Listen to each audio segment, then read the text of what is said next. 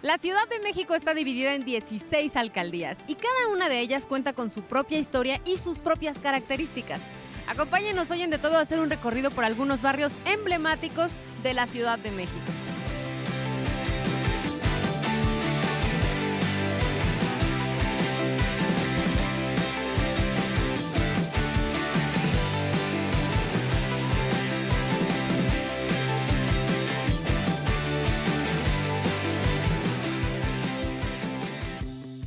Tlatelolco fue fundado en 1337 y a pesar de los siglos aún conserva vestigios de su fascinante pasado, por ejemplo la zona arqueológica en la Plaza de las Tres Culturas.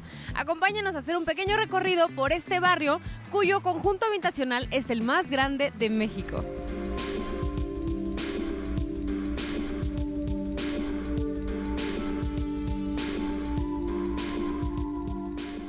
Creo que todos los que vivimos en esta ciudad o los que visitamos esta ciudad debemos dedicar un día para visitar Santiago Tlatelolco. Empezamos aquí en el jardín. Este es un jardín que inició como jardín botánico. Se trataba de tener especies exóticas. Si tú lo ves, está bordeado por cantera rosa y es una copia exacta del jardín que se encuentra en Aguascalientes, porque el arquitecto que hizo esta obra era originario de Aguascalientes, Mario Pani. El monóptero se les llama así a los edificios de una sola ala. El monóptero más famoso es el Partenón. Este monóptero que tenemos en el jardín es de estilo dórico, tiene 10 columnas y está aquí en el jardín porque durante la época romántica, sobre todo en Inglaterra y en Alemania, se utilizaba como casa de las musas y entonces se ponían en los jardines como haciendo una invitación para la inspiración. De ahí viene la tradición de poner monópteros en los jardines. También dentro de este templo dórico podemos apreciar una inscripción. ¿A qué hace referencia, Marco? Esta inscripción que está en el interior del templo está tomada de la tercera carta de relación de Cortés y hace referencia precisamente a la fundación que se hizo después de la conquista.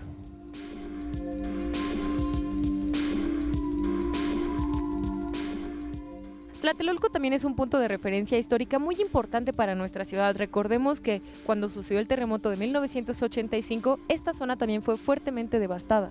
Así es, bueno, nos encontramos precisamente aquí donde se encontraba el edificio Departamento Nuevo León, que fue, digamos, la imagen de la tragedia. Esta es una de las cicatrices, otra de las tantas cicatrices que tiene Tlatelolco, la muerte de muchísimas personas en esta zona. Para conmemorar a las víctimas se construyó este reloj de sol. Así es, este reloj de sol tiene una marca especial a la hora después de las 7 de la mañana, que fue la hora que se colapsó este edificio. Es uno de los muchos testimonios que hacen y cada año aquí se conmemora esa tragedia, ¿no?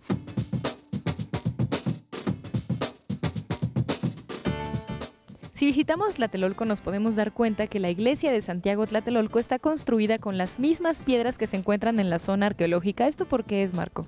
Bueno, esta es una cosa muy extendida. Normalmente las iglesias se hicieron encima de las pirámides. Este templo está construido sobre la gran pirámide de Tlatelolco. Se usaban los mismos materiales y aparte tenía un fondo simbólico, es decir, el lugar religioso ahora se crea un edificio para honrar a los nuevos dioses. Hay personas que dicen que este fue el primer templo que se levantó años después de la conquista. Se maneja la fecha 1525 o 1527. Posteriormente hay una remodelación allá por los 1540 y después se emprende otra que finaliza en 1609, que es el templo que ahora estamos viendo. Sin duda el lugar más emblemático en Tlatelolco es la Plaza de las Tres Culturas, donde convergen el México prehispánico, el México colonial y el México moderno. Aquí se representan las tres culturas. La parte prehispánica son las ruinas de lo que fue el templo mayor de Tlatelolco. La parte virreinal o europea es la iglesia de San Francisco. Y la parte del México moderno es esta unidad, que vale la pena decirlo, es la unidad, en su tiempo fue la más grande de Latinoamérica. Es una unidad que cuenta de 3 secciones. La primera se denominó Independencia, la segunda Reforma y la tercera República. Tiene 102 edificios, casi 12,000 departamentos, 600 comercios, bueno, una cantidad de primarias, teatros, todas las instalaciones. Es una pequeña ciudad dentro de la Ciudad de México. Marco, ¿y qué quiere decir Tlatelolco? Tlatelolco viene del náhuatl, significa en el montón de arena, o Xaltilolco, que también es un nombre, una adaptación al nombre. Y el tianguis de esta ciudad, bueno, era impresionante, era el mercado más importante del altiplano central. Se encontraban productos, todo lo que producía a miles de kilómetros los podíamos encontrar aquí. El orden que tenía era increíble, había secciones para una de las cosas, desde esclavos hasta oro se conseguía. Fue quizás de las cosas que más le llamaron la atención a los conquistadores. También sus dimensiones eran inimaginables en este momento, hablamos de un mercado bastante grande. Era enorme, nos dicen que era desde el Tecpan hasta el atrio de la iglesia de Santiago. No por nada fue una zona que los mexicas se negaron a dejar abandonada, es decir, siempre la ocuparon. Sí, fue el último reducto y después se convirtió en República de Indios. Y aparte tiene una carga simbólica muy especial. Digamos que hay un rostro de sangre aquí. La primera gran matanza que se dio en Tlatelolco fue la guerra precisamente entre Tenochtitlán y Tlatelolco, donde hubo miles de víctimas. Posteriormente viene la conquista y después vienen las grandes epidemias. Una de esas epidemias es la del Cocolixtli, que dejó casi sin habitantes lo que era la República de Indios. Y después la matanza del 68 y finalmente el que llaman el homicidio colectivo del 85 por el terremoto.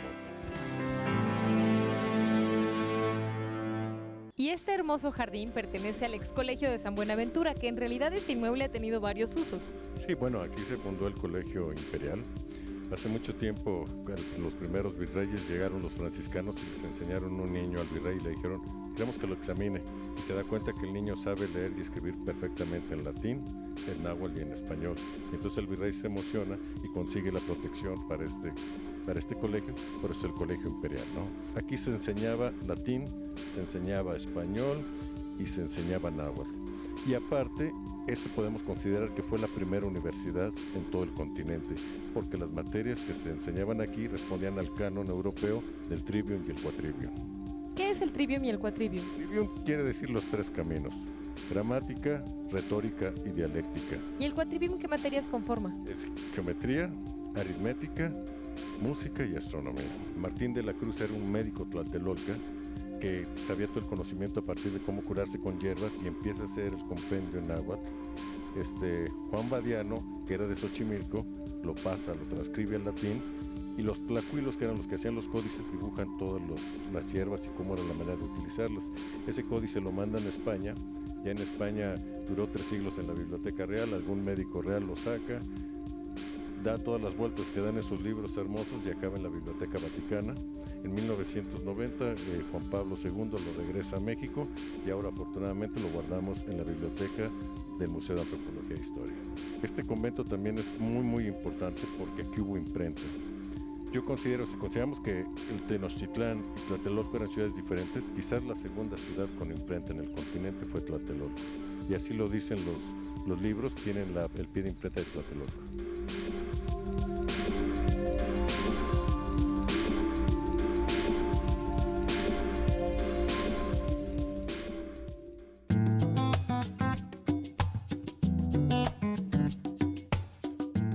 La Merced es un barrio histórico ubicado en el oriente de la Ciudad de México que en el 2011 fue declarado barrio mágico.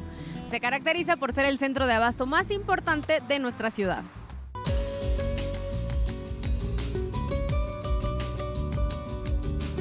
Es la Plaza de la Aguilita, dice la tradición, se dice que realmente el águila se paró aquí a devorar a la serpiente, la señal para los mexicas que iban a fundar su ciudad, según la deidad les había encomendado, aquí más que allá en el Zócalo.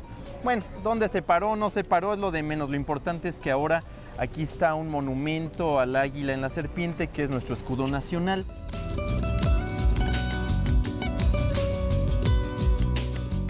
Además se pusieron estas bancas en 2007 que rinden homenaje, que muestran las variantes de escudos de la nación que hemos tenido desde la época de los códices prehispánicos hasta pues el escudo actual.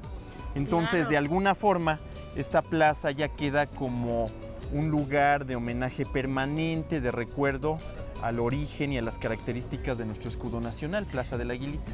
Esa águila estuvo, se dice que desde el siglo XVI al siglo XVIII, después se perdió, anduvo rodando, estuvo en la Plaza de Santo Domingo, quedó, al parecer está en el Museo Nacional de Historia, en el Castillo. Finalmente en 2007 hicieron una réplica, remodelaron la plaza y pusieron otra vez, ya la plaza cuenta con su nueva águila, con sus alitas abiertas.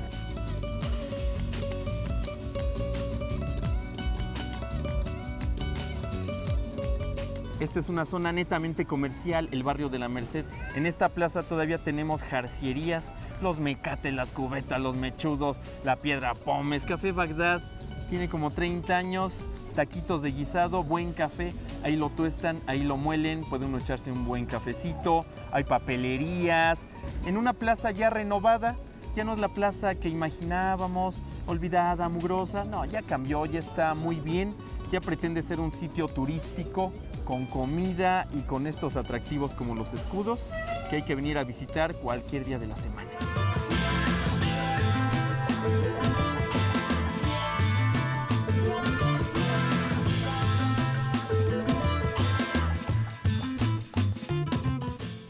Este tramo de la calle Talavera se llama la calle del Niño Dios, porque aquí están desde hace como 3 décadas varias fábricas de los atuendos del Niño Dios.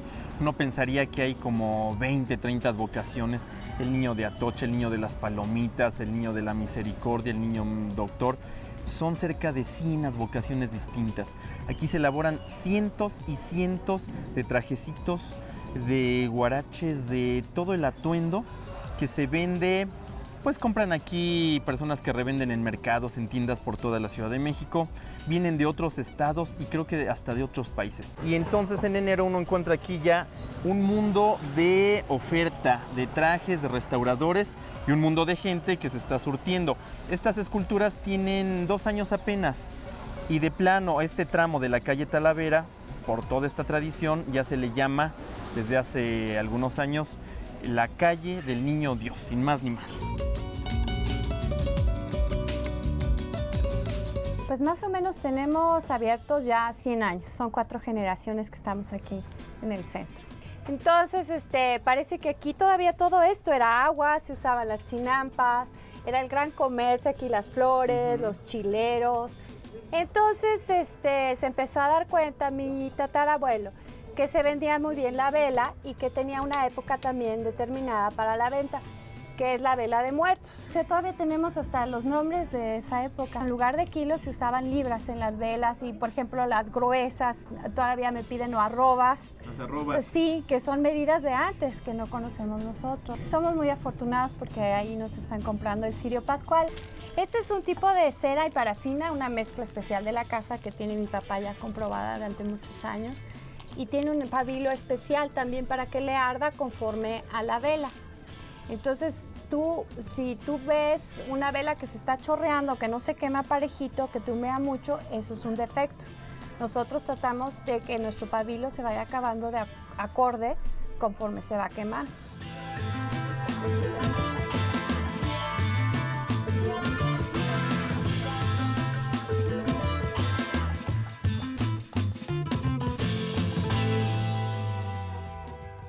Y aquí está la típica calaverita que algunos conocen de azúcar. Bueno, nosotros la tenemos de parafina y cerita y se puede prender.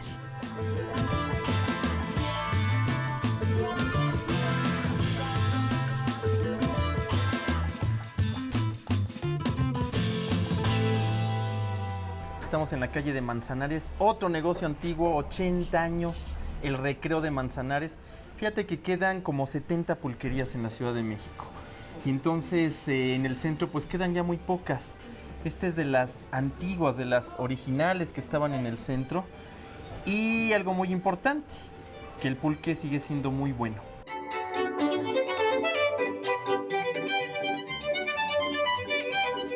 El pulque fue motivo de veneración en la época prehispánica, de grandes riquezas en el Porfiriato. Tristemente está siendo motivo de olvido, pero hay esfuerzos que lo están sacando adelante.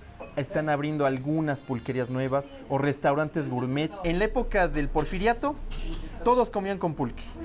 Las personas de clase baja se echaban su pulque con sus taquitos y las personas de la alta sociedad porfiriana mandaban a la servidumbre. Decían, ya va a llegar el señor a comer, hay que ir por el pulque. Mandaban a la criada, llegaba con su jarra de pulque y el señor comía su buena comida mexicana con su buen pulque.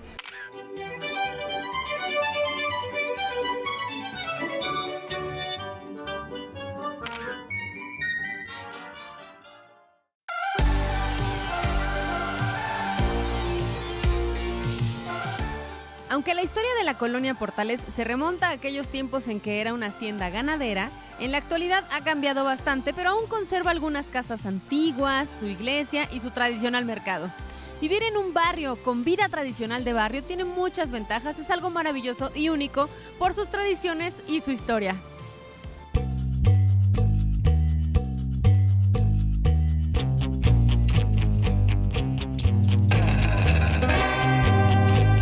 Bienvenidos aquí a la colonia Portales, una zona de la ciudad con más de 400 años de existencia, con mucha historia, muy moderna ya en algunos aspectos, comercios familiares, parques, el Parque de los Venados, mercados. Bueno, vamos a tratar de explicar un poquito de todo. La colonia Portales nace de la hacienda del mismo nombre, la hacienda de los Portales, cuya característica son 3 portales de ladrillo, y que es el logotipo de la estación del metro. Se funda un 20 de marzo de 1617 por un español llamado Bartolomé Vázquez. Es una pequeña hacienda, no es lo que actualmente es el territorio de la colonia. Se funda en unos terrenos que se llaman Guadalupe Jalquenco, hasta extenderse y ser una hacienda con 270 hectáreas. Es muy grande, que para el siglo XIX, para el 7 de octubre de 1914, se vende y se forma lo que es la actual colonia Portales. Sus tierras incluyen 10 colonias de alrededor, o sea, fue muy grande. Pero actualmente la colonia Portales, hacia el oriente, su límite es Plutarco Elías Calles, hacia el poniente es División del Norte, hacia el norte es la calle Santa Cruz y hacia el sur es Río Churubusco. Aquí estamos en un lugar histórico por muchas razones. Como les comentaba, Portales se crea de la hacienda. El casco lo vamos a visitar más adelante, pero aquí era la troje de la hacienda. ¿Qué es una troje? Es un lugar donde se guardan los granos, donde se guardaban los granos de cultivo. Llegamos a un lugar súper emblemático en la colonia Portales, el mercado de la colonia Portales, pero aquí hay un asunto que Rafa nos va a explicar. ¿Cómo está eso de que en realidad el mercado de Portales no está en Portales, Rafa? Bueno, en realidad estamos en San Simón. Si fijan la cuadra a mi izquierda es Portales y este lado ya es San Simón. Entonces el mercado de Portales no está en Portales, está en San Simón. Cuando se quema el primer mercado, cuando se cae, se tiene que restituir y se funda en esta parte, en San Simón, en unos terrenos baldíos que había. Este mercado es del 10 de agosto del 57 y de ahí viene todo esto, que todo lo que es la zona aledaña a Portales se le llamaba Portales. Las colonias de enfrente de la Alber es Portales, Zacahuisco es Portales, esta parte de San Simón es Portales. Le preguntas aquí a la gente, aunque esté de San Simón, y que estamos en Portales. Entonces se creó ese mito de que toda esta zona es Portales, pero en realidad es San Simón. Inclusive lo que les comentaba, los planos originales de este mercado dicen San Simón, no dicen Portales. Y el mito todavía más allá por el lado de Zapata, por el lado de División, porque cuando se crea el INPI, que ahora es el DIF, se dijo que era Portales. O sea, todo era Portales. Y luego cuando viene Monsiváis, claro, no estoy en contra de Monsiváis, él viene como que a rematarle, porque entonces él habla de la colonia Portales, pero habla del mercado de pulgas, habla de los cines, habla del California, cuando en realidad es San Simón. Incluso, ¿sabes qué? Por ejemplo, el Parque de los Venados, que también es muy famoso aquí en la Ciudad de México, está en Portales y eso mucha gente no lo sabe. El Parque de los Venados también se inaugura en 1957. Posteriormente se le nombra el Parque Francisco Villa y se asigna a Portales. Era un terreno que no era de Portales, pero es de Portales.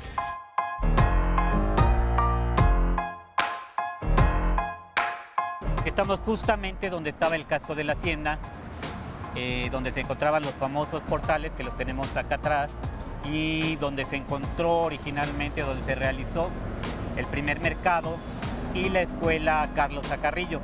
Y aparte aquí tenemos lo que es el primer mercado, que ahora es conocido como el viejo mercado, que se caracteriza por vender artículos para fiesta. El primer mercado constaba de 3 naves, 2 de puestos fijos, una de ambulantes. Según la leyenda, se voltea un puesto de carnitas, se incendia porque era de madera, se pierde el mercado, de ahí la necesidad de hacer el que se hace en 1957 en San Simón, y ahora es una vecindad. La importancia de Portales, yo creo su carácter histórico. Portales, cuando se crea el Distrito Federal en 1824, la ciudad terminaba en Portales o empezaba en Portales. Entonces, desde que se crea el Distrito Federal, Portales es parte del Distrito Federal. Y ya como colonia, pues bueno, es famosa por sus mercados, por sus zonas refaccionarias, por sus parques, por la zona donde se venden artículos para baño, por su arquitectura, por sus comercios, ubicada, 3 líneas del metro, 3 ejes viales o 4, el río Churubusco. Entonces es una zona muy, muy comunicada. Incluso podemos decir que hay personas de toda la ciudad que vienen al mercado de Portales, que vienen a la colonia Portales a hacer sus compras, aun cuando hay mercados, pues ya lo sabemos, en toda nuestra ciudad. Ahora, ¿qué les parece si vamos a otro punto significativo aquí en la Portales, la Iglesia de Cristo Rey? Si hay un lugar significativo aquí en Portales, es esta iglesia. ¿Pero por qué, Rafa? ¿Cuál es la importancia de esta iglesia para toda la colonia? Bueno, esta es la iglesia no principal, en Portales existen 3 iglesias, pero es la más conocida. Comienza en 1925 como una pequeña capilla por un sacerdote muy entusiasta que la comienza a construir. Para el año de 1944 se inicia la construcción de la nueva. El arquitecto es Eduardo Muñoz García, el ingeniero de Rebolledo. García es quien hace la Suprema Corte de Justicia y Rebolledo es un ingeniero porfirista, experto en concreto armado. La iglesia es de las primeras en concreto armado. Y bueno, la idea de Muñoz García es que iba a ser el punto más alto de Portales, que lo ibas a ver desde cualquier lugar de Portales que te pararas, cosa que bueno, ya en la actualidad ya no se puede. Si nos orientamos dirección sur, que es como corre la calzada en este sentido, la calzada de Tlalpan hacia el sur, ¿qué había en los límites de Portales? ¿Un río? El famoso río Churubusco. O sea, el río Churubusco en esta altura es muy interesante. Estamos hablando que Portales era lago. Entonces, a esta altura estábamos en lo que es un lago. Y el río Churubusco, que empieza en la zona de Portales en División del Norte, es un río humano. O sea, es un río que no existía. ¿Dónde desembocaba el lago? Pues en el río Churubusco original desembocaba en el lago. Cuando se secan las tierras, ¿dónde iba a parar esa agua? Se tiene que abrir un río y se abre el río Churubusco, que va sufriendo distintos cambios desde la colonia, con el porfiriato y en la actualidad, siglo XX, que lo entuban, se hace el circuito interior, también con mucha historia.